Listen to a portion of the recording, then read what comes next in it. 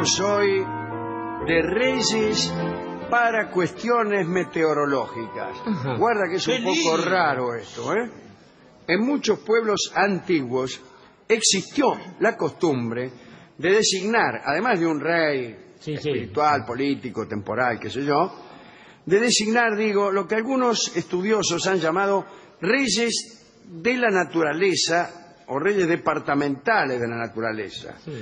No nos referimos a brujos de cualquier tribu, sino a unos personajes misteriosos, generalmente habitantes de bosques o espesuras, que estaban encargados de trabajar en la producción de distintos fenómenos meteorológicos. Ajá, Estos tipos producían lluvia o viento o granizo o resolana, lo que se les pidiera.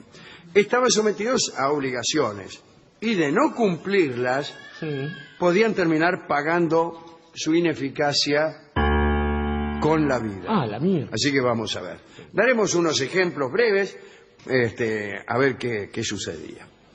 En la zona del Alto Nilo, allá donde Judas perdió el poncho, ¿no? Del Nilo al sur, bien arriba, vivía el rey de la lluvia, Mata Kadau, así se llamaba, acreditado como poderoso para dar lluvia en la época apropiada, que era hacia fines de marzo. Claro. Cuando llegaba ese tiempo, cada jefe de familia buscaba al rey de la lluvia, al Mata Kadau, y le ofrecía una serie de libaciones, de escabio, esta botella de anís para usted, señor Kadau, esta otra también. Atención, claro. Ahora, si no caían los chaparrones, el pueblo se reunía y obligaba al Mata Kadau a hacer un último esfuerzo. Dios. Y si el cielo continuaba sin nubes, le cortaban el vientre. No. Que era justamente donde se creía que guardaba las tormentas. Claro. ¿Dónde va a guardar uno las tormentas y los chaparrones si no en el vientre? Bueno. Nadie explica cuál era la reacción si tras la muerte del rey de las lluvias estas seguían sin producirse. Ajá. Bueno, creo que sobrevenía la siguiente duda.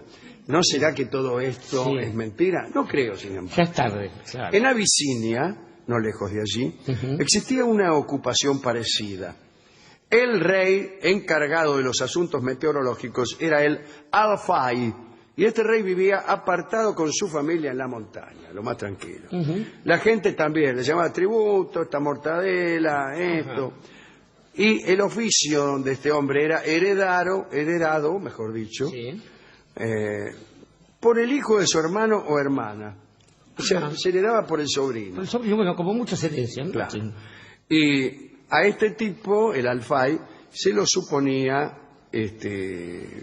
capaz de conjurar cualquier lluvia, incluso de pedir algún sol. Pero si defraudaba las esperanzas, moría apedreado.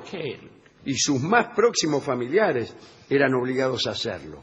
No solo que era apedreado, sino que lo apedreaba la familia. Claro, la familia. Los otros ni se molestaban en agacharse junto a una piedra. Le decían a la familia, apedréenlo. Y vio cómo es la familia. Sí, basta que le den siempre anda con ganas de tirar la primera piedra. ¿Te acordás aquella Navidad? ¡Pah! Sí. En los bosques de Camboya, muy lejos de allí, vivían dos soberanos misteriosos, conocidos como el Rey del Fuego y el Rey del Agua. Su fama se extendía por toda la península indochina, pero solo un eco apagado ha llegado al occidente. Ningún europeo había visto jamás a ninguno de los dos, y su verdadera existencia podía haber pasado por una fábula. Se certificó la vida de los soberanos cuando allá por 1790 se supo que el rey de Camboya entraba en enormes gastos con aquellos personajes para favorecer los sembradíos. Cientos de súbditos del rey cambodiano marchaban por los bosques con regalos para los soberanos del agua y del fuego. Este regalo es para ti, oh rey del agua, y este otro es para ti, oh rey del fuego. El pueblo se prosternaba ante aquellos reyes místicos creyendo que si se omitía, o mejor todavía si se omitía, ese signo de homenaje, arrasaría el país un huracán espantoso. Decían, vamos, háganle toda clase de gesto de sumisión a estos niatos, porque nos van a mandar un huracán que nos va a reventar a todos. Las funciones regias de estos hombres eran solamente de orden místico o espiritual. No tenían autoridad política, eran sencillos campesinos que vivían con su familia. Tenían asignadas rentas y estaban exentos de labrar la tierra. Habitaban en 7 torreones sucesivamente. Primero en el 1, después en el 2 y así hasta el 7. Cada año cambiaban de una torre a otra. El reinado, como se comprenderá, duraba 7 años, el tiempo necesario para habitar en cada una de las torres. Algunos terminaban dignamente ese recorrido por las 7 torres y se retiraban del oficio para vivir en la mayor tranquilidad. Pero, por el motivo que vamos a decir ahora, esa dignidad no era muy apetecible. Tal como les pasaba a otros reyes sagrados, los reyes del fuego y del agua no podían morir de muerte natural durante esos 7 años. Una muerte de ese tipo dañaba la reputación real. En consecuencia, no podían enfermarse. Y cuando algunos se enfermaban, para que no murieran de una muerte natural causada por una enfermedad, los liquidaban. Qué buen servicio. Bien hecho. Me gustó. Para eso llamaban a los médicos. Doctor, dígame la verdad. ¿Se va a curar el rey? No, la verdad que no. No solo se la digo. El cuerpo era incinerado, por si acaso. Ya que lo matamos, vamos a incinerarlo para que nadie sospeche de nosotros. Y se recogían las cenizas para venerarlas durante 5 años. Porque eso sí, los que tenían de asesinos lo tenían también de religiosos, de seguidores. Y así, parte de estas cenizas del tipo se entregaban a la viuda, que las guardaba en una urna que debía llevar siempre consigo encima. Imagínense, ¿qué es esa urna? ¿Qué va a hacer mi marido? Sincero, tiene que ser. Deme una parte chiquita, ¿vale? Sí. No, la tengo que... Cuando un rey era apuñalado por haber entrado en decadencia, digo, por estar enfermo. Sí, claro. Y bueno, entonces quedaba una vacante. Los hombres elegibles, que eran los más fuertes y que tenían muchos hijos, rajaban a esconderse, porque tenían miedo de ser elegidos. Salían corriendo. A alguna gente le pasa todavía. Empezaban entonces una búsqueda desesperada en la que participaba todo el pueblo. O sea, el que era elegido no podía evadirse. ¡Qué fulería! Claro, si estaba en sus manos el bienestar general, ¿cómo se iba a esconder? Cuando lo encontraban, y lo encontraban siempre. Había festejos generales.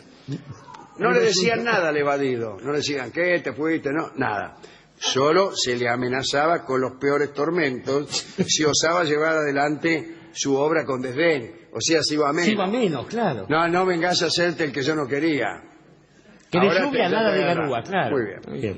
Si por alguna circunstancia no encontraban al rey elegido, imagínense, se escondía tan bien que no lo encontraban, eso sucedía muy pocas veces, ¿no? El pueblo entero fingía, había como una impostura general, y agarraba a alguno parecido y decían que era ese y le encargaban el mismo trabajo. Es como ahora, claro. Como sucede en todas las cosas ahora. Por ejemplo, alguien pierde un novio, lo busca, no lo encuentra, se busca uno parecido. Ya está, bien. Y a veces tenés suerte. Y al cabo empieza a creer que es ese. Y quiere que le diga una cosa, no es que uno crea que es ese. ¡Es ese! Sí, señor. Es ese. Muy bien. Y también a ese lo vas a dejar, así que... Los reyes del agua y el fuego eran portadores de una serie de talismanes cuya virtud se arruinaba si salían del poder del verdadero dueño. Eran talismanes que esperaban al elegido en la primera torre cuando empezaba el recorrido. 3 talismanes, atención amigos. El primero, el fruto de una planta trepadora llamada cuí.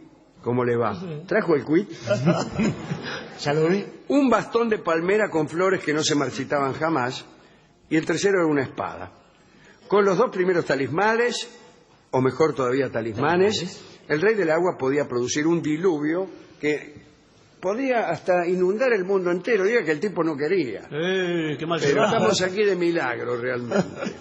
Si el rey del fuego sacaba su espada mágica tan solo unos centímetros de su vaina, así, mire, espere, no, no. poquito nada Sea más. responsable. Poquito. El sol podía esconderse y los hombres y las bestias caían en un profundo sopor. Y si este hombre un día le agarraba la loca o para hacer una gracia desenvainaba por completo la espada, ¿Qué? se acababa el mundo. Me asustó, realmente. Eso es todo lo que tengo que decir. Me dejó muy impresionado. ¿Sabe qué? Estaba pensando... Sí, señor. Abrieron otra Tiene espada. razón. Tiene razón el niño. El escarmiento de los niños es lo primero que Es precede al curioso. apocalipsis. Allá está, el niño, te lo advierto por última vez, me voy a sacar la espada completa. Dígame. Es curioso que al clima se lo llame tiempo, digo, ¿no? Siempre, sí. Pero sí, digo, sí. porque tiene que ver justamente con algo que desde el comienzo se plantea como inmanejable. El único fantasma que tiene la humanidad sobre sí es el del tiempo. Es aquello Pero que no se el clima. encuentra. Pero no el clima. Pero llamarlo tiempo al clima hace que se vuelva cada vez más inmanejable y hay una sospecha de eso. Pero me impresiona también que una vez que se lo denomina tiempo, se hable de buen tiempo y mal tiempo, estableciendo categorías que son las mismas que la de una vida rutinaria y burguesa. Sí, pero tengo malas noticias, pero en otros idiomas no pasa eso, esa confusión tan desagradable. No, pero es desafortunado en el español. Pero además, esto nos lleva a otras cosas. Por ejemplo, en cualquier pueblo de nuestra patria, eligen a Miss Primavera. Como si la primavera tuviese, por sus características de prodigalidad, una ventaja sobre otra. ¿Por qué no elegir Granma Invierno? Y que sea para las viejas, una vieja decrépita que... Yo estuve de novio con Miss Otoño. Con mis otros... Digo, eso es injusto. Pero además siempre se ha querido relacionar el reino de lo natural con alguna capacidad humana. Por ejemplo, los egipcios, si hubieran tomado el laburo de ir mucho más arriba, verían que hay montañas en la fuente del Nilo, que ahí llueve, se deshiela y que eso alimenta... Claro, el y río. que no había ningún rey de la No había lluvia. ningún rey, no había que dejarlo morir Hay que mirar un rato nada más. Hay que quedarse... Igual yo no me creo eso de que la lluvia es porque el agua se evapora, Anda, y después van las nubes y después Y se viene... condensa. Anda, ¿Andá qué? señor? anda. Eso sí, claramente hay alguien, ¿viste? Vamos. Claro. Bueno. Para mí es toda una trampa que hacen los norteamericanos.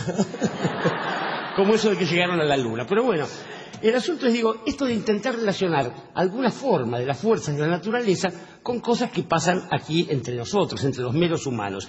Y esto va desde el reuma hasta el servicio meteorológico. La pretensión de poder anticipar eso. Me duele acá, esto significa que va a llover. O dijeron por la tele que 22% de probabilidad de lluvia. O llueve con sol, se casa una vieja. Claro. Y en realidad esto es tanto más aleatorio, tanto más mágico que la ciencia misma, que uno no advierte que sí pueden pasar las cosas a la inversa. Esto es, uno no puede predecir o manejar el tiempo, pero el clima, las fuerzas de la naturaleza, que son tan malas o tan crueles, o peor aún, tan indiferentes como la naturaleza misma, sí pueden hacerlo con uno. Y que de golpe, eso que está manejando esa voluntad, esa fuerza o ese amor no correspondido que está manejando el clima, se le ocurra molestarlo a usted. Y usted piensa que cada vez que va a algún lado, ahí justo llueve. No es que justo llueve, habrá hecho algo mal para que esa divinidad extraña, llamada también destino, allí donde va usted caminando, le ponga encima siempre una nube gris. Y así es.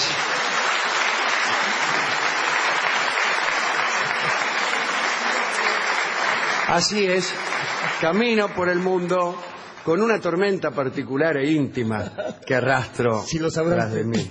Si lo sabrá Jorge, que algunas veces de tan cerca que ha estado, también se ha mojado un poco. Todas mis novias lucen siempre un poquitín mojadas. Nube gris es justamente, en atención a este mal tiempo personal, el valsecito, el viejo y bello valsecito peruano que escucharemos en la voz de Caetano Veloso.